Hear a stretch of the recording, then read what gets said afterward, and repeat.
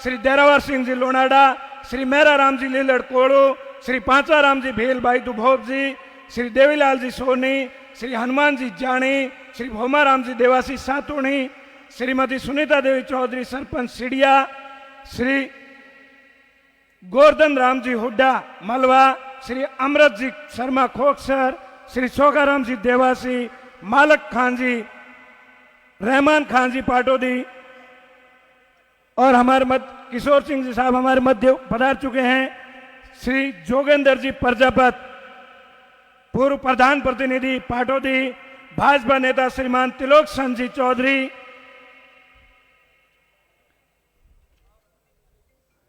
बाटाडू सरपंच श्रीमान परवीन जी साहू, सेवनियाड़ा सरपंच श्रीमान सत्ताराम जी बेनीवाल, लौपला सरपंच श्रीमान बगताराम जी मेघवाल, कोपलिया सरपंच श्रीमान नगराज जी गोदारा, खरंटिया सरपंच श्रीमान बीरमाराम जी गोदारा, भाई दुभोग जी सरपंच प्रतिनिधि श्रीमान महेंद्र जी सोपड़ा, परेव के पूर्व सरपंच श्रीमान परबत सिंह जी महेशा, लापुंद्रा सरपंच श्रीमान धनसिंह जी राजपूत, गिड़ा के सरपंच श्रीमान देवी सिंह जी राजपूत, मानपुरा खाड़ा सरपंच श्रीमान जालाराम जी थोरी, सिलानाडी पाटोदी सरपंच श्रीमान भोमाराम जी प्रजापत, भगवानपुरा सरपंच श्रीमान गणपत जी प्रजापत, मुकनपुरा सरपंच श्री नारायण सिंह जी राजपूत, सव मूलराज सरपंच श्रीमान नगाराम जी सारण, नौसर सरपंच श्रीमान राजू सिंह जी राजपूत, क्षेत्र का पार सरपंच श्रीमान बांकाराम जी धत्रवाल, रूप जी राजाबेरी पूर्व सरपंच श्रीमान बजरंग जी कड़वासरा, भाई दुभोग जी पूर्व सरपंच श्रीमान आसूराम जी बेरड़, हुड्डो की ढाणी पूर्व सरपंच श्रीमान माणक राम जी मेघवाल, बोडवा पूर्व सरपंच श्रीमान टीकमाराम जी लूका, नौसर पूर्व सरपंच श्रीमान शंकरलाल जी मेघवाल, सांबरा के पूर्व सरपंच श्रीमान गुमान सिंह जी राजपूत, भीमडा के पूर्व सरपंच श्रीमान सोनाराम जी सऊ, भीमडा के पूर्व सरपंच श्रीमान देवीलाल जी गर्ग, सनपा के पूर्व सरपंच श्रीमान देवी सिंह जी राजपूत, नौसर पूर्व सरपंच श्रीमान रूपाराम जी जानी,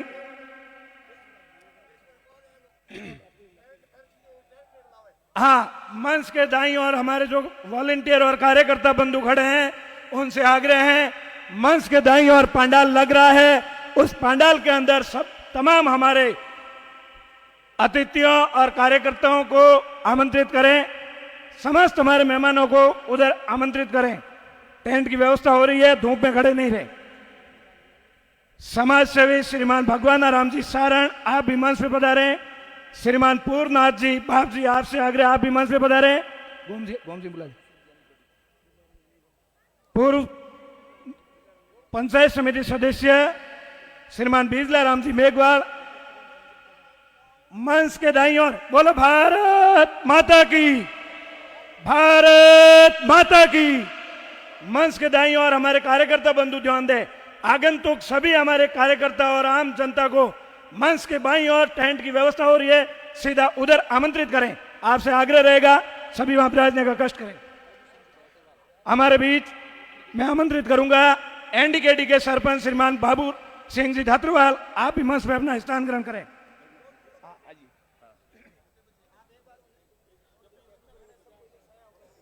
ठीक है,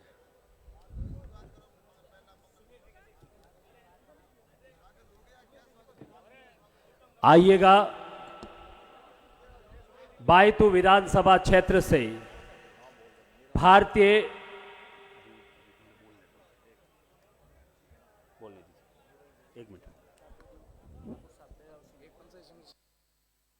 पंचायत समिति सदस्य मीरो देवी हमारे बीच में पधारे हैं।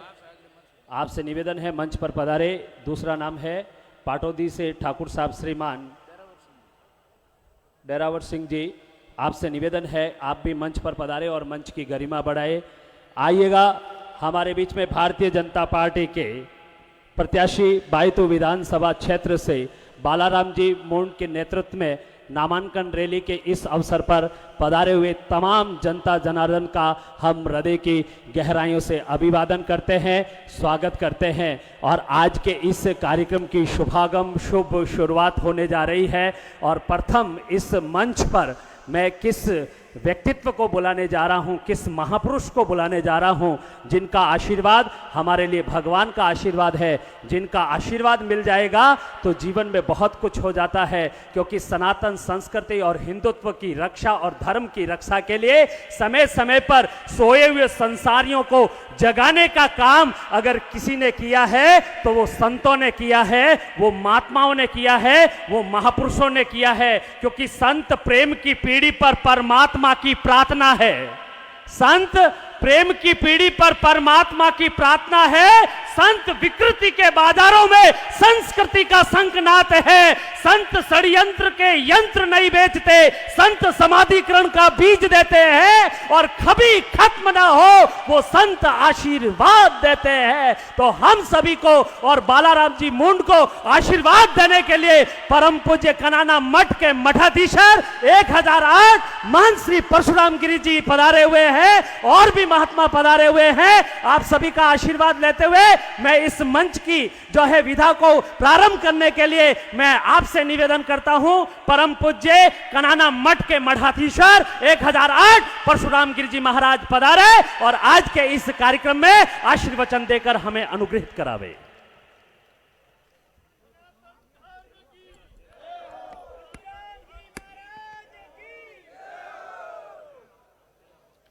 ओम वक्रतुंड महाकायै सूर्यकोटिसमप्रभः निर्विघ्नं कुरु मे देव सर्वकार्येषु सर्वदा। नमस्ते शारदे देवी काश्मीरपुरवासिनी त्वामहं प्रार्थये नित्यं विद्यादानं च देहि मे। एक बार दोनों हाथ ऊपर करेंगे, संकल्प की मुट्ठी के साथ और पूर्ण ऊर्जा के साथ मां भारती को अपने हृदय पटल पर स्थापित करके भारत माता की जय, ऐसी जय होनी चाहिए कि यहां की जयकार समूचे विश्व में गूंजे। भारत माता की, भारत माता की, भारत माता की। पतित पावनी ये दिव्य पुण्य धरा खेमा बाबा की तपस्थली बायतू विधानसभा क्षेत्र के इस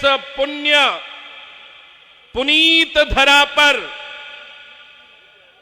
एक ऐसी पार्टी जो पार्टी सिर्फ राजनीतिक पार्टी ही नहीं है, वो पार्टी जो राष्ट्र का संरक्षण करने वाली पार्टी है, वो पार्टी जो मां भारती को अपने हृदय में स्थापित करके चलने वाली पार्टी है। ऐसी भारतीय जनता पार्टी के प्रत्याशी आदरणीय बालाराम जी मुंड की इस नामांकन की इस दिव्य सभा में सर्वप्रथम मां भारती, मां सरस्वती के चरणों में प्रणाम निवेदित करता हूं। एक एक का नाम लूंगा तो समय लगेगा। इस राष्ट्र संरक्षण में जिनके पास एक ऐसा नेतृत्व है, एक राष्ट्र ऋषि आप सभी जनता जनार्दन ने इस भारत को दिए हैं, ऐसे आदरणीय प्रधानमंत्री राष्ट्र ऋषि श्री नरेंद्र भाई मोदी जी के नेतृत्व में अपने आप के क्षेत्र के लोकसभा में आपकी बात पहुंचाने वाले केंद्रीय कृषि मंत्री आदरणीय कैलाश जी भी यहां विराजमान हैं। उनके साथ मैं देख रहा हूं उनके साथ में देख रहा हूं ये जितनी भी श्रृंखला है, ये वो श्रृंखला है, इनमें अनेक लोग ऐसे हैं जिन्होंने पार्टी के टिकट मांगे थे प्रत्याशी के रूप में, उनको टिकट नहीं मिले और टिकट नहीं मिलने के बाद में भी इदम राष्ट्रम इदम न मम, उनके हृदय में ये भाव कि हमें टिकट मिले न मिले लेकिन हमें भारतीय जनता पार्टी को जिताना है। पोखरण से पधारे हुए आदरणीय शैतान सिंह जी पूर्व एमएलए, मैंने स्वयं देखा पोखरण की सभा में पूज्य प्रताप पुरी जी महाराज के प्रति समर्पण मैंने शैतान जी के हृदय में देखा। यह समर्पण भारतीय जनता पार्टी सिखाती है। उसी श्रृंखला में देख रहा हूं यहां त्रिलोक जी भी हैं, त्रिलोक जी भी देख रहा हूं, इन्होंने भी, लेकिन वो ही समर्पण हमारे जगबीर जी, इनको तो इनके बारे में क्या कहूं, दिन रात राष्ट्र चिंतन करते हुए भारतीय जनता पार्टी के लिए काम कर रहे हैं। मैं एक एक का नाम लूंगा, बहुत समय लगेगा। पूज्य संतों सहित विराजमान जितने भी मंचासीन हमारे नेतागण हैं और मेरे बुजुर्ग, मेरे पिता तुल्य बुजुर्गों को प्रणाम निवेदित करते हुए ये मातृशक्ति यहां विराजमान है, मातृशक्ति को भी प्रणाम निवेदित करते और युवा शक्ति को आह्वान के साथ साथ साधुवाद प्रेषित करते हुए कि आप अपनी ऊर्जा राष्ट्र हित में लगाने के लिए, अपने यौवन को राष्ट्र हित में लगाने के लिए बालाराम जी के लिए यहां आए हो, ऐसे युवाओं का भी बहुत बहुत अभिवादन कर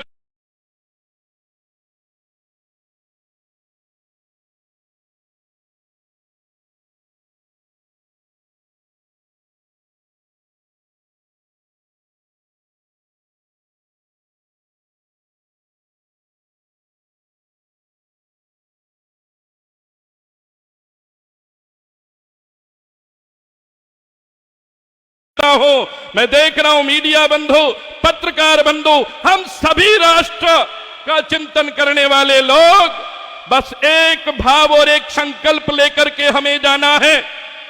हमें किसी के बहकावे में नहीं आना, हम स्वार्थी नहीं हो सकते। कोई लोभक कोई प्रलोभन दे तो वो लोभ और प्रलोभन हमको नहीं। भारत माता का भी राष्ट्र ऋण हमारे ऊपर है, इसलिए इस राष्ट्र ऋण को चुकाने के लिए, इस राष्ट्र ऋण से उऋण होने के लिए हमें कमल को खिलाना है। अगर कमल खिल गया तो हम राष्ट्र ऋण से उऋण हो जाएंगे। और आज जो भारत की समृद्धि, आज जो भारत की ओजस्विता, भारत की तेजस्विता समूचे विश्व में आज गुंजायमान है। विश्व गगन पर फिर से गूंजे भारत मां की जय जय जय, भारत मां की जय जय जय। अब आप मुझे ये बताओ, संकल्प लोगे कि नहीं लोगे? कमल का फूल खिलाओगे कि नहीं खिलाओगे? इन बहन बेटियों की सुरक्षा के लिए कमल का फूल खिलाओगे कि नहीं खिलाओगे? इन बुजुर्गों की पगड़ी के सम्मान के लिए कमल का फूल खिलाओगे कि नहीं खिलाओगे? इन युवाओं को रोजगार के लिए, युवा सशक्तिकरण के लिए कमल का फूल खिलाओगे कि नहीं खिलाओगे? अगर खिलाना चाहते हो तो जत प्रजनानमुत चेतो धृतिश ज्योतिरंतरमृतम प्रजासु जशमान नरते किंचन कर्म क्रियते तन्मे मनः शिव संकल्पमस्तु। बंधुओं, यही आह्वान करता हूं। 3 श्रेणी के लोग होते हैं। कितनी श्रेणी के? 3। एक होता है उत्तम, एक मध्यम और एक निष्कृष्ट। निष्कृष्ट श्रेणी का जो व्यक्ति होता है वो कोई शुभ संकल्प ले ही नहीं पाता। फिर आता है मध्यम। अरे भाई देखो की करवई काऊ वही, देखो जेडो माहौल वही वेडो परो करो, नहीं, हमें मध्यम वृत्ति भी नहीं, हमें उत्तम वृत्ति रखनी है। हमें भारत की समृद्धि के लिए संकल्पबद्ध होकर के बस यही भाव रखना है कि आज मेरे भारत का यशोगान समूचे विश्व में हो रहा है कि नहीं हो रहा? रूस और यूक्रेन के युद्ध से आपके 22,000 बच्चे सुरक्षित भारत पहुंचे कि नहीं पहुंचे? भारत ने चंद्रयान स्थापित किया कि नहीं किया? भारत ने G20 की अगुवाई की कि नहीं की? भारत ने काशी कॉरिडोर, राम मंदिर और भी आपके अनेकानेक दिव्य स्थलों को बना करके हमारी परंपरा को जीवंत रखा है कि नहीं रखा? अगर रखा है तो एक संत होने के नाते आपसे भिक्षा मांगता हूं, आपसे भिक्षा मांगता हूं। मांगू नहीं, मर जाऊं अपने तन के काज, परमार्थ के कारणे मोहे मांगत आवे नहीं लाज।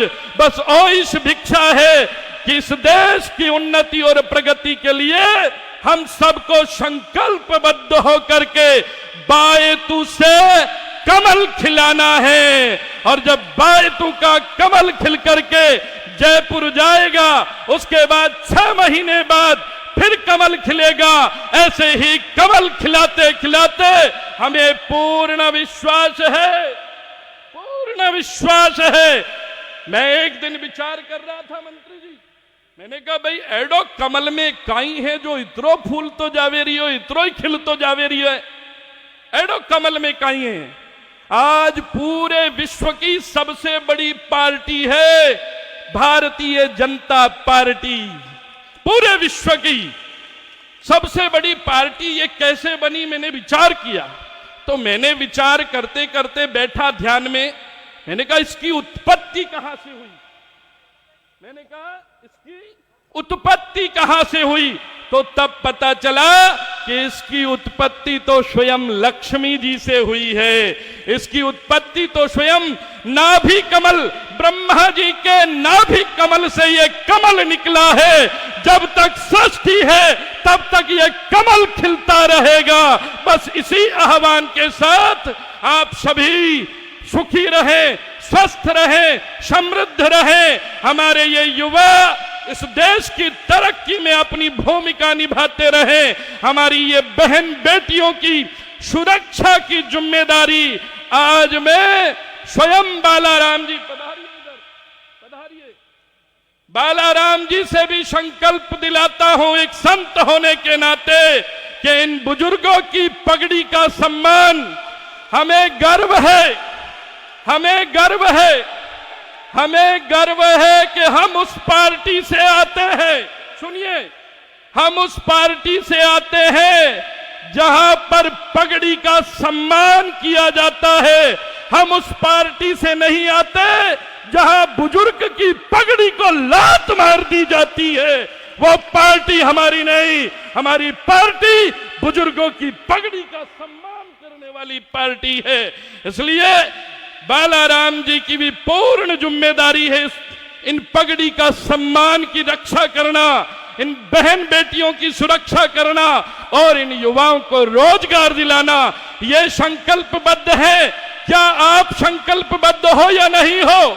अगर हो तो हाथ ऊपर कीजिए और हमें विश्वास दिलाइए कि आप बायतू से कमल खिलाएंगे, खिलाएंगे ना? तो मेरे साथ बोलेंगे, बायतू विजयी भवा, बायतू, बायतू, बायतू। बहुत बहुत धन्यवाद।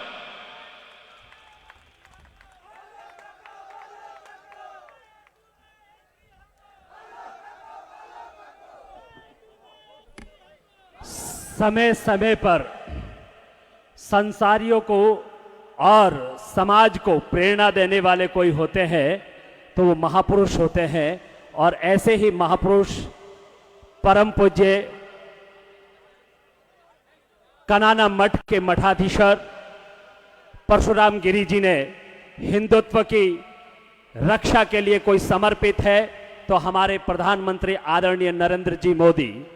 साथ में आज दुनिया हिंदुस्तान को फिर से विश्व गुरु मानने लगी है, क्योंकि समझौता करना हो दो देशों का तो उस समय किसी व्यक्ति को बुलाया जाता है तो हमारे आदरणीय नरेंद्र जी मोदी को बुलाया जाता है। यह हमारे लिए फक्र की बात है, हमारे लिए गर्व की बात है और हमारे लिए नाज की बात है। इसलिए आज फिर से राष्ट्र को अगर जरूरत है तो नरेंद्र मोदी जी के नेतृत्व में अगर कोई पार्टी है तो भारतीय जनता पार्टी है। और हम बायतू से अगर विशेष रूप से हम आशीर्वाद देकर आपका प्रेम और स्नेह लेकर जब दिल्ली तक पहुंचेंगे विजयश्री का तिलक लेकर, तो हमारी पीड़ाओं और हमारी तकलीफों को कोई समझने वाला इस धरती का जाया जन्मा लाल कोई है तो वो बालाराम जी मुंड है। और ये विशेष रूप से हमें अगर ऊर्जा मिल रही है तो हमें मोदी जी से मिल रही है। और ऐसी ही बात हमें परम पूज्य महात्मा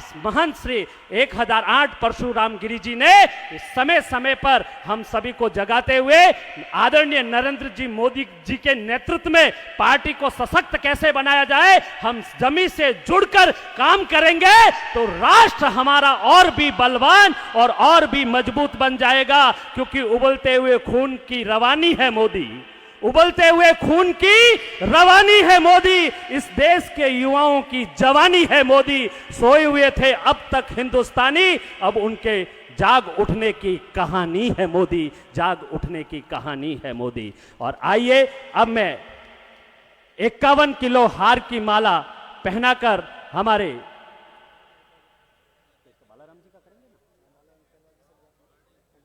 बालाराम जी मुंड का अभिवादन हमारे केंद्रीय कृषि मंत्री कैलाश जी चौधरी और यहां पर बैठे हुए तमाम अतिथि जो है मंचाधीन है और संत महात्मा आशीर्वाद देंगे। और 51 किलो की माला हमारे जो है यहाँ के प्रत्याशी बायतू विधानसभा क्षेत्र से बालाराम जी मुंड को पहनाई जा रही है। जोरदार तालियों के माध्यम से अभिवादन और स्वागत आपकी ओर से किया जा रहा है। पूरे प्रदेश के प्रदेश महामंत्री जगदीश जी भाई साहब, जगबीर जी आप पधारे आगे।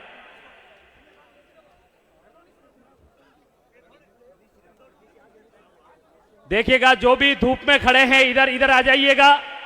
सभी से निवेदन है जो भी इधर खड़े हैं वो सभी इधर आ जाइए। यहां पर टेंट की बहुत सुंदर व्यवस्था है, बैठने के लिए जगह है। अभी तो कार्यक्रम शुरू हुआ है, आगे आगे देखिएगा। बहुत सुंदर सभा। वो कौन सा फूल है जिसमें आपकी सुवास नहीं, बालाराम जी मुंड के लिए कह रहा हूं, वो कौन सा फूल है जिसमें आपकी सुवास नहीं, वो कौन सा दीप है जिसमें आपका प्रकाश नहीं। जमी का जर्रा जर्रा पुकार कर कहता है कि बायतू का वो कौन सा इतिहास है जिसमें आपका नाम नहीं। पुरजोर तालियों के माध्यम से बालाराम जी मुंड का हम अभिवादन करते हैं, स्वागत करते हैं और आप श्री को हम भारी मतों से विजय बनाएंगे, ये विश्वास दिलाते हुए तालियों से अभिवादन हमारे बालाराम जी मुंड का।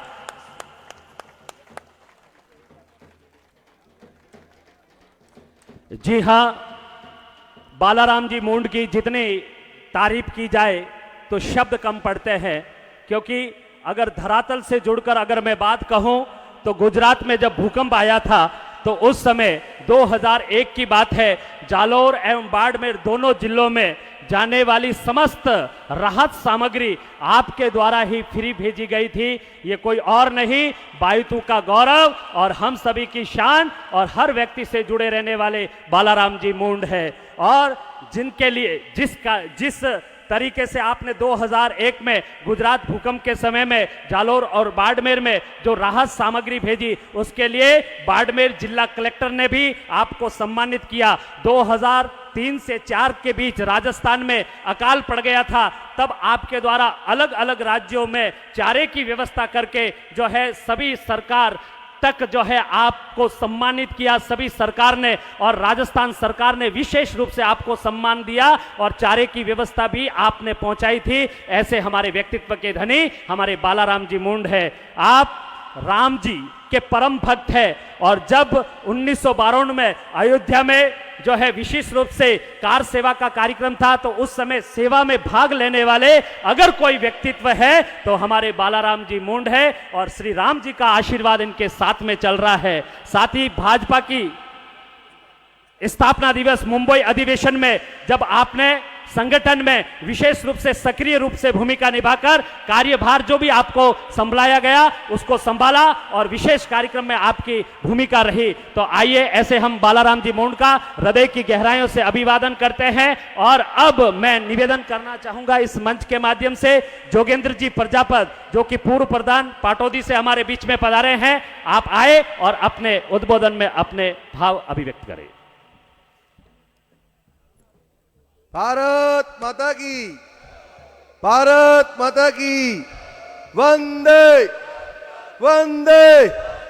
आज सिद्ध श्री खेमा बाबा की इस पवित्र धरा पर भारतीय जनता पार्टी के लोकप्रिय उम्मीदवार श्रीमान बालाराम जी चौधरी के इस नामांकन रैली में गांव गांव ढाणी ढाणी से पधारे मेरे पिता तुल्य बुजुर्गों, युवा साथियों और मंच पर विराजमान भारत सरकार के केंद्रीय कृषि राज्य मंत्री कैलाश जी चौधरी साहब, बाबूजी परशुराम जी और सम्मानित मंच, आज जो ये बाइतू की इस धरा पर ये जो हुजूम उमड़ पड़ा है, ये इस बात का प्रतीक है कि बाइतू विधानसभा चुनाव में कमल का फूल खिलेगा और आने वाले चुनाव में राजस्थान में प्रचंड बहुमत से भारतीय जनता पार्टी की सरकार आने जा रही है। आज जो अपने बाइतू की जो स्थिति है, जो आप लोगों से छुपी हुई नहीं है, आज ओमाराम साहू जैसे निर्दोष व्यक्ति की पीट पीट के हत्या कर दी जाती है और उस निर्दोष की बॉडी मथुरा दास एमडीएम हॉस्पिटल 3-3 दिन तक पड़ी रहती है। इससे बड़ा क्या होगा? आज जो आम जन में भय का माहौल है और अपराधी बेलगाम है, इसके ऊपर लगाम लगाने के लिए भारतीय जनता पार्टी का शासन जरूरी है और किसानों के सम्मान में, महिलाओं के सम्मान में, युवाओं को रोजगार देने के लिए आज भारतीय जनता पार्टी बहुत जरूरी है। आज जो हालात है, इन हालातों को बदलना होगा और कमल के फूल पर बटन दबाना होगा। जो आप सब इतने भारी संख्या में आए, आप सबसे एक ही अपील है, एक ही निवेदन है कि आप अपने घर जाओ, गांव गांव, बूथ बूथ, ढाणी ढाणी जाकर भारतीय जनता पार्टी के सुशासन को स्थापित करने के लिए दिन रात एक करना है। आने वाली 25 तारीख को आपको कमल के फूल पर बटन दबाकर बालाराम जी चौधरी को भारी मतों से विजय दिलाना है। ये अपील हम आपसे करने आए हैं। आप सब इतनी संख्या में आए, आप सबका बहुत बहुत आभार। जय हिंद, जय भारत, भारत माता की, भारत माता की, वंदे वंदे। भारतीय जनता पार्टी, भारतीय जनता पार्टी, बाइतू में एक ही हक हो, बाइतू में एक ही हक हो। धन्यवाद। बहुत बहुत धन्यवाद भाई साहब। मेरा निवेदन रहेगा, हीराराम जी साईं पूर्व सरपंच लोनाड़ा आप मंच पे पधारे। गोमाराम जी बेनीवाल, मेजर प्रेम सिंह जी भाटी अगदड़ा, भंवर सिंह जी राजपुरोहित सोडों की डाणी सनपा, आपसे आग्रह आप मंच पे पधारे। हीर सिंह जी पूर्व सरपंच साजियाले आप भी मंच पे पधारे। खेमाराम जी पूर्व सरपंच केसुम्बला, नेमाराम जी डाडी समाज के जिला अध्यक्ष बालोत्रा, आपसे आग्रह आप भी मंच पे पधारे। नेक्स्ट बोलो। हमारे मध्य भाजपा जिला मंत्री और समाज सेवी नौसर श्रीमान समुंदर सिंह जी हमारे मध्य है। मेरी आवाज सुन पा रहे हैं तो आपसे आग्रह आप मंच पे पधारें। जीएसएस अध्यक्ष लूण सिंह जी गोयल मलवा, आपसे आग्रह आप मंच पे पधारें। औकातिया बेरा सरपंच मदन जी जांदू, आपसे आग्रह आप मंच पे पधारें। जीएसएस अध्यक्ष श्रीमान बाबू सिंह जी औकातिया बेरा, आपसे आग्रह आप भी मंच पे पधारें। सांगरा नाडी के पूर्व सरपंच श्रीमान मानाराम जी प्रजापत, आपसे आग्रह आप मंच पे पधारें। मलवा के पूर्व सरपंच श्रीमान जलाराम जी भील, आपसे आग्रह आप मंच पे पधारें। लाल सिंह जी भाटी बड़नवा, आपसे आग्रह आप भी मंच पे पधारें। शहर के पूर्व सरपंच श्रीमान खेमाराम जी सारणा, आपसे आग्रह आप भी मंच पे पधारें। बीराराम जी सुतार शहर, आपसे आग्रह आप भी मंच पे पधारें। तेजाराम जी चादरा जीएसएस अध्यक्ष कानोड़, आपसे आग्रह आप भी मंच पे पधारें। जीएसएस अध्यक्ष रावत सिंह जी सांकला जाजवा, आपसे आग्रह आप भी मंच पे पधारें। एक बार पुनः इन सभी अतिथियों का हृदय से हार्दिक स्वागत और अभिनंदन। अब मैं वक्ता की घड़ी में निवेदन करूंगा, श्रीमान सेनाराम जी कड़वासरा आप आए और अपनी बात रखें।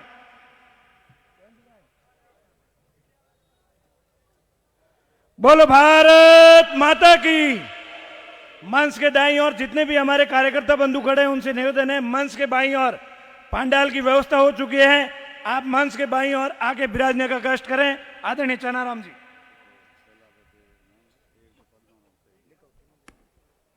भारत माता की, भारत माता की।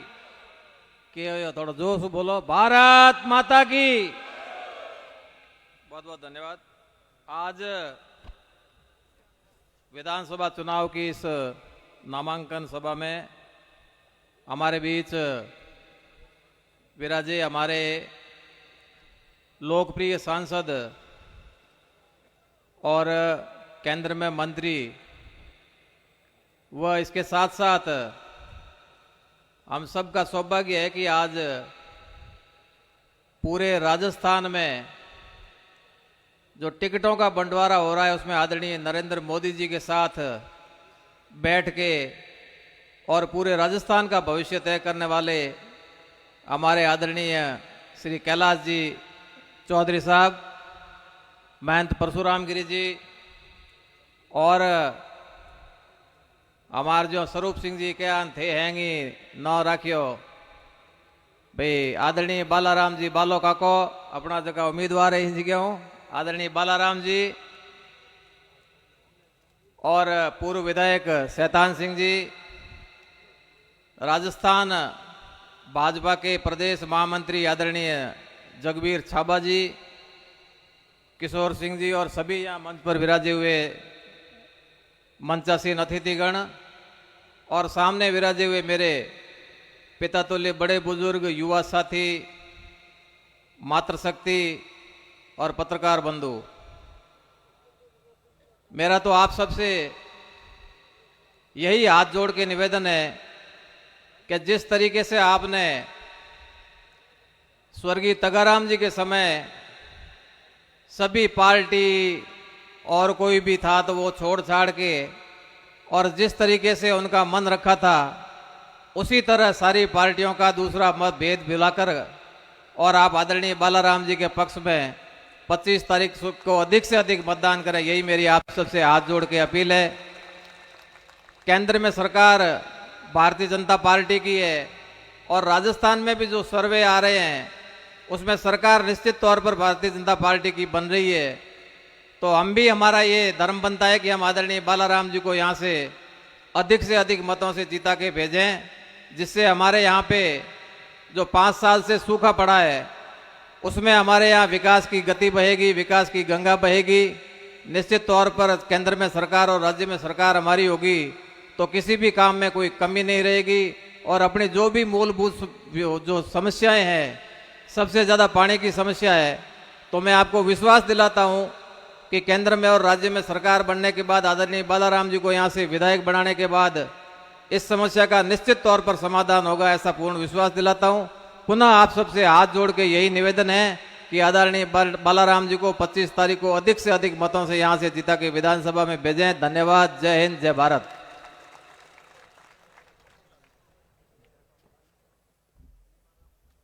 भारत माता की वंदे वंदे। आइएगा, बिना समय को बिना समय गंवाते हुए मैं बुलाना चाहूँगा इस मंच पर आदरणीय केंद्रीय कृषि मंत्री आदरणीय कैलाश जी चौधरी साहब को। पुरजोर तालियां बजाएगा। ऐसे व्यक्ति जो बायतू विधानसभा से आपने इलेक्शन लड़ा, साथ ही विजयश्री बनकर हमारे लोगों के बीच में रहकर उनकी दुख तकलीफ को हमेशा दूर किया। फिर जीवन का सफ़र ऐसा शुरू हुआ कि आप देखते हैं जो निस्वार्थ रूप से समाज की सेवा करता है, राष्ट्र की सेवा करता है, वो निरंतर ऊर्जावान बनकर आगे बढ़ता है और लोगों का दिल और प्यार उनके साथ में काम करता है। और ऐसा ही काम किया। आप सभी का प्रेम, आप सभी का स्नेह और बायतू क्षेत्र से निकलकर बाड़मेर जैसलमेर के सांसद बने और भारत सरकार में आज वर्तमान में केंद्रीय कृषि राज्य मंत्री के पद पर जो है सुशोभित है। और हम सभी के लिए जब भी हमें जरूरत पड़ती है तो कैलाश जी न सुबह देखते न शाम देखते हैं, अपनों के बीच में रहते हैं। इसलिए विनोद आचार्य कहता है कि कैलाश जी को हम आंखों में नहीं बसाते क्योंकि आंखों में केवल सपने रहा करते हैं। कैलाश जी को हम आंखों में नहीं बसाते क्योंकि आंखों में केवल सपने रहा करते हैं। कैलाश जी चौधरी को हम दिल में बसाते क्योंकि दिलों में सिर्फ अपने रहा करते हैं। तो आइए आदरणीय केंद्रीय कृषि मंत्री श्री कैलाश जी चौधरी।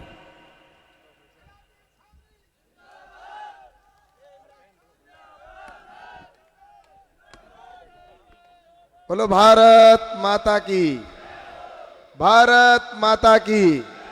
भारतीय जनता पार्टी जिंदाबाद, भारतीय जनता पार्टी जिंदाबाद, भारतीय जनता पार्टी जिंदाबाद। बहुत बहुत धन्यवाद। आज इस नामांकन रैली में हमारे मध्य पधारे हैं हम सबके प्रातः स्मरणीय परम पूज्य 1008 कनाना मठ के महंत जी आदरणीय परशुराम गिरी जी, और साथ ही मंच पर हैं कतरियासर धाम के महंत जी आदरणीय बीरबलनाथ जी महाराज के चरणों में नमन करता हूं। और मंच पर ही विराजमान है हमारे प्रदेश के महामंत्री आदरणीय जगवीर जी छाबा, आदरणीय हमारे बीच में विराजमान है चैनाराम जी कड़वासरा, आदरणीय तिलोक जी, और साथ ही हमारे मंच पर आज मेहमान के रूप में आए हैं जो शक्ति की धरती है पोखरण, और वो पोखरण के ऊर्जावान पूर्व विधायक आदरणीय शैतान सिंह जी, और हमारे बीच विराजमान है कानोड़ के हमारे आदरणीय किशोर सिंह जी कानोड़, और मंच पर बैठे मैं सभी का अब नाम लूंगा तो समय लग जाएगा।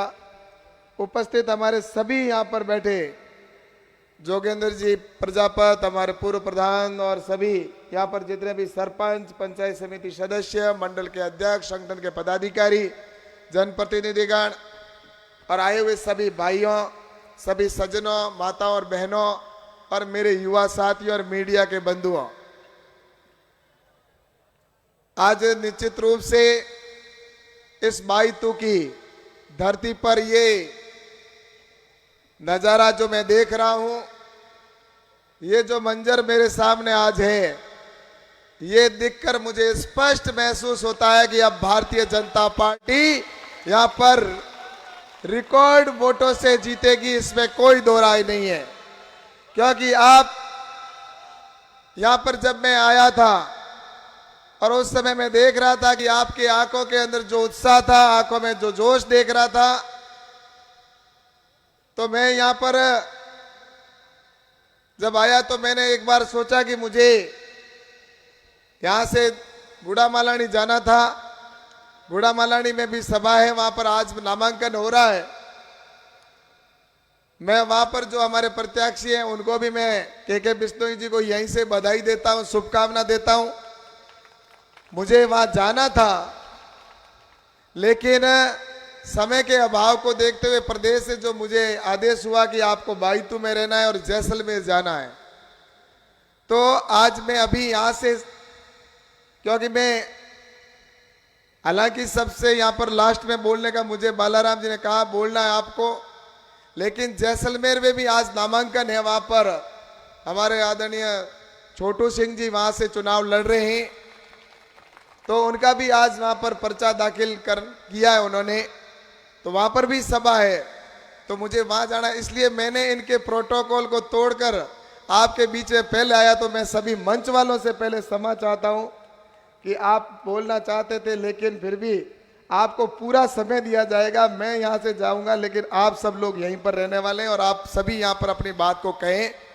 और आज ये वास्तव में मैं बाइतू के अंदर देख रहा हूं कि बाइतू के अंदर जो पिछले 5 साल में मैं जब विधायक था, तो उस समय बाइतू के अंदर जो काम हो रहा था, विकास हो रहा था, और वो जो बाइतू एक सुनहरा बाइतू मैं छोड़कर गया था, आज उस बाइतू के अंदर पिछले इस 5 साल के अंदर जो हालात हुए, यहाँ का प्रत्येक व्यक्ति अपने आप को डर के साए में जीने को मजबूर हुआ, अपने आप को असुरक्षित महसूस करने के लिए मजबूर हुआ।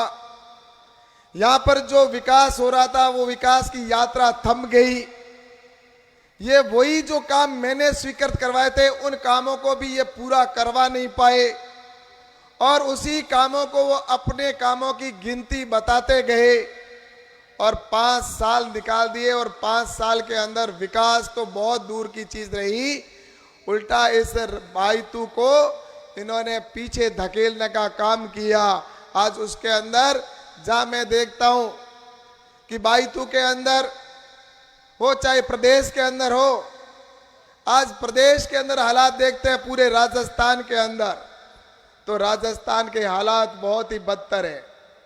राजस्थान के अंदर हमारी बहन बेटियां सुरक्षित नहीं है, चाहे वो कहीं पर भी जाती है बहन बेटियां, तो उनके साथ में कब कौन सी घटना हो जाए, कब उनके साथ में कोई दरिंदा आकर दरिंदगी करके चला जाए। आज डर लगता है इस राजस्थान के अंदर, कोई दूर से बाहर के राज्यों के आते हैं, तो वो भी अपने आप को डर के साये में जीने मजबूर करते हैं। मैं कई बार बाहर के दूसरे राज्यों में जाता हूं, तो वो कहते हैं कि राजस्थान के अंदर हो क्या गया है। आज राजस्थान सबसे शांत प्रदेश जाना जाता था, राजस्थान में हमारी नारियों की रक्षा करने के लिए लोग जान दे दिया करते थे। आज उसी राजस्थान के अंदर हमारी बहन बेटियां अगर कोई राजस्थान में जाती है, तो वो लोग वहां पर कहते हैं कि हमें रात को घर में नींद नहीं आती, कि पता नहीं राजस्थान में कौन सा दरिंदा उसके साथ कब दरिंदगी कर दे। आज राजस्थान में प्रतिदिन 19 बहनों के साथ में बलात्कार होता है, 19 बहनों के साथ में, और कोई पूछने वाला नहीं है, कोई पूछने वाला नहीं। उल्टा जो दरिंदगी करके जाता है, उसी को यहाँ के विधायक और इनके नेता संरक्षण देने का काम करते हैं। और जो बाड़ी जब खेत को खाने लग जाए, तो कौन बचाएगा? मुझे बताओ, आप न्याय के लिए जिसके पास जाते हो, वो खुद ही अगर अन्यायी हो, तो फिर आप क्या करेंगे, क्या सोचेंगे? आज यहाँ के विधायक खुद दरिंदा बन के घूम रहे हैं। चाहे आप देख लीजिए, दूसरे जिलों के अंदर की बात हो, दूसरे जिले में तो क्या, बाड़मेर जिले के अंदर भी आपने विधायक के फोटो देखे होंगे। बाड़मेर का विधायक, जिस तरह से आपने उसके नंगे फोटो देखे होंगे, एक बहन के साथ में जिस तरह से उसने बलात्कार या जिस तरह की उसने घटनाएं की, शर्म आनी चाहिए उनको। आपको कहना चाहता हूं, किस मुंह से वो व्यक्ति वहां पर वोट मांगने जा रहा है? अपने उनके बहनों के सामने नजर से नजर मिलाने की औकात रखता है क्या? उसके बाजार में फोटो चल रहे हैं ऐसे, और वहां की जनता निश्चित रूप से ये समझ चुकी है कि यहाँ का विधायक कैसा है और राजस्थान के विधायक कैसे हैं। इसलिए मैं आपसे कहना चाहता हूं, ये तो अपने यहाँ की ही घटना है, और तुष्टीकरण की नीति तो इतनी पराकाष्ठा हो गई कि यहाँ पर राजस्थान के अंदर कोई भगवान का मंदिर तोड़ दिया जाता है, या कोई यहाँ पर राम का दरबार तोड़ दिया जाता है, तो उसके बाद में पुलिस वहां पर उनके साथ खड़ी रहती है। और इस राजस्थान के अंदर तुष्टीकरण की पराकाष्ठा वहां तक पहुंच गई है कि राजस्थान के अंदर अगर कोई सनातन धर्म का अगर कोई त्योहार मनाया जाता है, अगर उसके यहां पर कोई रामनवमी का त्योहार हो, चाहे होली का त्योहार हो, चाहे दीपावली का त्योहार हो, चाहे वो नवरात्रा का त्योहार हो, उस त्योहार को मनाया जाता है तो यहाँ की सरकार, अशोक गहलोत की सरकार धारा 144 लगा देती है और 144 लगाने के बाद में कहती है कि गीत भी वही बजाओगे, डीजे में गीत भी वही लगाओगे जो हम कहेंगे। तुम्हारी ऐसी की तैसी, तुम तय करोगे कि हमारे सनातन धर्म के गीत कौन बजाएगा, हम तय करेंगे कि हम कौन से गीत बजाएंगे, कौन से भजन बजाएंगे। ये राजस्थान के हालात किए इन्होंने। और जहां दूसरी तरफ अगर ताजिया निकाला जाता है, एक ही समय में ताजिया निकाला जाता है तो उनको छूट दी जाती है और उसी समय उनको कहा जाता है कि इनको 24 घंटे लाइट मिलनी चाहिए, कोई 1 मिनट भी लाइट नहीं जानी चाहिए। और जहां उसी समय में अगर नवरात्रा का त्योहार होता है तो उनके लिए कोई लाइट जरूरी नहीं है। लेकिन इस तरह का अगर आप देखते हो यहां पर, और जिस तरह से यहां पर दंगे होते हैं, राजस्थान सबसे शांत प्रदेश था मेरा। कभी गुजरात के अंदर दंगे सुनने को मिलते थे, उत्तर प्रदेश में दंगे सुनने को मिलते थे, राजस्थान शांत प्रदेशों में आता था। लेकिन आज गुजरात शांत हो गया, आज योगी जी के राज के अंदर उत्तर प्रदेश शांत हो गया, लेकिन मेरा राजस्थान सबसे शांत था। आज यहां पर इसको दंगों वाला प्रदेश बना दिया। हिंदुस्तान में सबसे ज्यादा दंगे होते तो हिंदुस्तान के अंदर होते हैं। और उसके बाद में अगर कोई व्यक्ति उसकी बात को, अगर कोई थोड़ा सा भी कहीं पर खड़ा हो जाता है उस बात को कहने के लिए, तो यहां पर राजस्थान को जिस तरह से तालिबान के अंदर जिस तरह से होता है वैसी छूट दे रखी है। तालिबान के अंदर कोई कानून नहीं है। तालिबान के अंदर एक ही है, कोई भी अगर किसी का अगर कोई विरोध करता है तो उसका सर तन से जुदा कर दिया जाता है। ऐसे ही राजस्थान के अंदर भी धमकियां मिलती है। कोई अगर कुछ बोलता है अगर सनातन धर्म का, तो उनको कहा जाता है तुम्हारा सर तन से जुदा कर दिया जाएगा। उदयपुर के अंदर कन्हैयालाल का सर तन से जुदा कर दिया। उसने एक छोटी सी बात अपनी कही अगर सनातन की, तो वहां पर उसका सिर काट दिया गया। ऐसा अब मैं उदयपुर की बात करूं या करौली की बात कहां की करूं, मैं तो मेरे बाईतू की बात करता हूं। इसी बाईतू के अंदर पिछले 5 दिन पहले एक व्यक्ति जिस तरह से गया, वो अपने ही खेत के अंदर खड़ा था और अपने ही खेत के अंदर, पड़ोस के अंदर जो एक पुरोहित समाज के खेत के अंदर वो कुछ ऐसे वो जो व्यक्ति है वो आकर वहां पर उनके साथ में जबरदस्ती पशु उसके अंदर चारा चरने के लिए डाल देता है दादागिरी से। मेरा ही खेत और मेरे ही खेत के अंदर आकर वो कहता है कि मैं तो इसमें जबरदस्ती पशु को चराऊंगा। और जब वो विरोध करता है तो उसके ऊपर लाठियां बरसाई जाती है, उसको मारा जाता है। और फिर उल्टा पुलिस के अंदर वो जाता है, वो जब वो के मेरे साथ में मारपीट की, तो वहां की पुलिस जिसने मारा, जिसके खेत में जबरदस्ती घुसा, उसके खिलाफ कार्रवाई नहीं करते। जिसके खेत में गए उसी को उन्होंने वहां पर पुलिस ने गिरफ्तार करके अंदर डाल दिया। और उसने जब एफआईआर दी कि मेरे साथ मारपीट हुई, ये मैं यहां की बात कर रहा हूं बाईतू विधानसभा की, जब वो एप्लीकेशन देने गया कि मेरे ही खेत में मेरे साथ में मारपीट की, तो उसके बाद में उसकी एप्लीकेशन नहीं ली जाती, उसका मुकदमा दर्ज नहीं किया जाता और वो थाने के अंदर बैठा रहता है। 3 दिन तक उसका मुकदमा दर्ज नहीं होता। और जब वो शाम को जाता है 5-7 बजे तक इंतजार करता है, 7 बजे थानेदार आकर कहता है कि तुम जाओ यहां से, मुकदमा दर्ज नहीं होगा तुम्हारा। और वो जब वहां से जाता है तो उसी समय उनको सूचना कर दी जाती है और सूचना करके कहा जाता है, सूचना करके की जाती है कि वो आपके वहां से निकला है। और वहीं से सूचना मिलती है। वही जो कुछ मुस्लिमों के लड़के थे वो बाहर घात लगाकर खड़े थे और उसको थाने से 2 किलोमीटर दूर भी नहीं पहुंचा और उसके ऊपर गाड़ी चढ़ा दी जाती है। और उनके बाद में भी वो गाड़ी चढ़ाकर और फिर उसके साथ मारपीट करके और उसको मार दिया जाता है। ऐसा इसी बाईतू के अंदर घटना हो जाती है और उसमें यहां के नेता उनको संरक्षण देते हैं। यहां के जो नेता है कांग्रेस के, उनके दबाव के अंदर पुलिस कार्रवाई नहीं करती है। ऐसी तो ये अभी की घटना बताता हूं। ऐसा प्रतिदिन मेरे बाईतू के अंदर होता रहा, तिल तिल के आदमी मरता रहा। यहां पे किसके पास न्याय के लिए जाए? इस बाईतू के अंदर जिस तरह से आदमी, व्यक्ति, चाहे वो कर्मचारी था तो वो भी डर के साये में जिया कि उसका अगर मैं कुछ अगर बोल गया, कुछ कहीं खड़ा हो गया तो मेरे को कहीं बाहर फेंक दिया जाएगा। अगर कोई कर्मचारी के लिए कहा जाता है, कर्मचारी भी डर रहा था, तो सरपंच भी डर रहा था। सरपंचों को भी मेरे पास आते थे, भाई साहब मोने जीवन दो, नीनो मार देला, मोने थोड़ा दिन रेवण दो, आचार संहिता तई तो जीवन दो। इस तरह के डर के साये के अंदर बाईतू चला।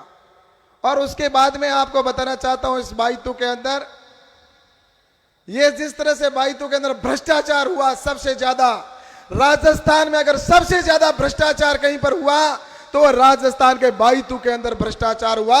और देश में अगर सबसे ज्यादा कहीं भ्रष्टाचार हुआ तो वो राजस्थान के अंदर हुआ। सबसे ज्यादा देश में राजस्थान में, और राजस्थान में सबसे ज्यादा बाईतू के अंदर भ्रष्टाचार हुआ। भ्रष्टाचार के अंदर अगर कोई कर्मचारी भी लगा तो उससे पैसा लेकर उसको लगाया गया, और उस कर्मचारी ने हर व्यक्ति से घूस ली, पैसा लिया, चाहे वो ग्राम सेवक हो, चाहे वो पटवारी हो, चाहे वो दूसरा कोई भी एसडीएम हो, चाहे तहसीलदार हो। बिना पैसे के मुझे बताइए यहां पर एक भी व्यक्ति खड़ा होके कि मैं बिना पैसे के मेरी कोई फाइल को पास करवा के आया, या कोई सरपंच कहे कि मैं 10% 15% कमीशन बिना दिए मैंने मेरा काम करवा दिया। कोई एक खड़ा होके बता दे। और वो पैसा वहां पहले दे के आते थे, और जब वो अगर अपने एमएलए को पैसा दे के आएगा तो पैसा जनता से ही तो वसूल करेगा, और किससे करेगा? इसलिए ये तो बीच में दलाल थे, मुख्य सरगना यहाँ के जनप्रतिनिधि थे। ये पूरे राजस्थान के अंदर भ्रष्टाचार हुआ। राजस्थान को जिस तरह से जंगल राज बनाया। अब मैं आपसे कहना चाहता हूं कि जहां प्रधानमंत्री नरेंद्र मोदी जी देश को आगे बढ़ाना चाहते हैं, प्रधानमंत्री नरेंद्र मोदी जी चाहते हैं कि मेरा देश विश्व में 1 नंबर पर हो, भारत विश्व में हर क्षेत्र में अग्रणी प्रदेश देशों के अंदर देशों में आए भारत, इस सोच को लेकर चल रहे। अभी आदरणीय गुरुजी कह रहे थे यहां पर कि भारत के हर क्षेत्र के अंदर आगे बढ़ रहा है। आज जहां देखा जाए तो भारत चांद पर पहुंच गया, तो भारत आज सबसे पहले भारत चांद पर पहुंचा। अगर बात करते हैं भारत की, तो आपको बताना चाहता हूं कि आज भारत हर क्षेत्र में आगे है। भारत के प्रधानमंत्री नरेंद्र मोदी जी कहते हैं कि मेरा देश हर क्षेत्र में 1 नंबर पर होना चाहिए। अगर नरेंद्र मोदी जी कहते हैं कि विश्व की सबसे लंबी अगर सुरंग भी बने तो वो भारत में बने, तो विश्व की सबसे बड़ी सुरंग भारत के अंदर नरेंद्र मोदी जी ने बनाकर दिखा दी। नरेंद्र मोदी जी ने कहा कि विश्व की सबसे लंबी अगर कोई सड़क भी बने तो वो भारत के अंदर बननी चाहिए, और जम्मू कश्मीर से लेकर कन्याकुमारी तक विश्व की सबसे लंबी सड़क हिंदुस्तान में बनाई जा रही है। नरेंद्र मोदी जी कहते हैं कि विश्व में सबसे अगर कोई अच्छी अगर यहाँ पर ट्रेन की व्यवस्था हो तो वो भी भारत के अंदर होना चाहिए। तो सबसे लंबी स्पीड की चलने वाली स्पीड की ट्रेन यहाँ पर बुलेट ट्रेन की भी यहाँ पर जल्दी से शुरू होने वाली है कि सबसे लंबी ट्रेन हमारे हिंदुस्तान में चले। नरेंद्र मोदी जी कहते हैं कि अगर विश्व की सबसे बड़ी मूर्ति भी कहीं बने तो वो भी भारत के अंदर होनी चाहिए। तो सरदार वल्लभ भाई पटेल की दुनिया में सबसे लंबी मूर्ति बनाकर नरेंद्र मोदी जी ने दिखा दी। पहले तो हम 7 अजूबों की बात करते थे कि दुनिया में 7 ही अजूबे, लेकिन मोदी जी ने आने के बाद यहाँ अजूबों की लाइन लगा दी, इतने अजूबे यहाँ पर बना दिए। मोदी जी ने कहा कि अगर हमारे देश का सबसे पहले वैक्सीनेशन हो तो भी हमारे देश का बनना चाहिए। दुनिया के देश करते रहे वैक्सीनेशन, हम बनाएंगे, लेकिन मोदी जी ने कहा कि हमारा पहले बनना चाहिए, और दुनिया में सबसे पहले वैक्सीनेशन 1 नहीं 2 नरेंद्र मोदी जी ने बना के दिए, और दुनिया हिंदुस्तान की जनता को बचाने का काम तो किया ही किया। मैं कहता हूं इस समय अगर राहुल गांधी जैसा कोई प्रधानमंत्री होता तो आज हमें यहां सभा करने की जरूरत नहीं होती, आधे से ज्यादा तो हम यहां से दुनिया से ही चले जाते। ये तो नरेंद्र मोदी जी थे जिन्होंने इस देश को सुरक्षित रख दिया, चाहे उन्होंने लॉकडाउन लगाकर बीमारी को ज्यादा फैलने से रोकने का काम किया हो, या वैक्सीनेशन को समय पर बनाकर हर व्यक्ति को वैक्सीनेशन लगाकर उन्होंने जिंदगियां बचाने का काम किया है। हम सोच भी नहीं सकते कि जिन लोगों की जानें गई है, मैंने बहुत नजदीक से हॉस्पिटल के अंदर देखा है। जब दूसरी वेव आई थी उस समय मैं हॉस्पिटलों के अंदर जाके मिल के आ रहा था। उस हॉस्पिटलों के अंदर लोग मेरे सामने तड़प तड़प तड़प कर मर रहे थे। उस समय जिस तरह से उनकी जानें जा रही थी, उस समय सभी कह रहे थे कि हमारे को किसी तरह से बचा लो। और वास्तव में अगर ऐसे वैक्सीनेशन समय पर अगर मोदी जी ने नहीं लगाई होती तो मैं कहता हूं कई लोगों को तड़प तड़प के और दुनिया से जाना होता। आधे से ज्यादा दुनिया यहां पर हिंदुस्तान के अंदर लोग चले जाते। लेकिन नरेंद्र मोदी जी ने वैक्सीनेशन भी बनाई, वैक्सीनेशन सबको फ्री भी लगाई। और फ्री सिर्फ इस देश को लोगों को नहीं, नरेंद्र मोदी जी ने देश के दुनिया के 100 से अधिक देशों को वैक्सीनेशन देने का काम भी किया कि आप भी जियो हम भी जिए। और उन्होंने जिस तरह से उन्होंने दुनिया को बचाने का काम भी किया।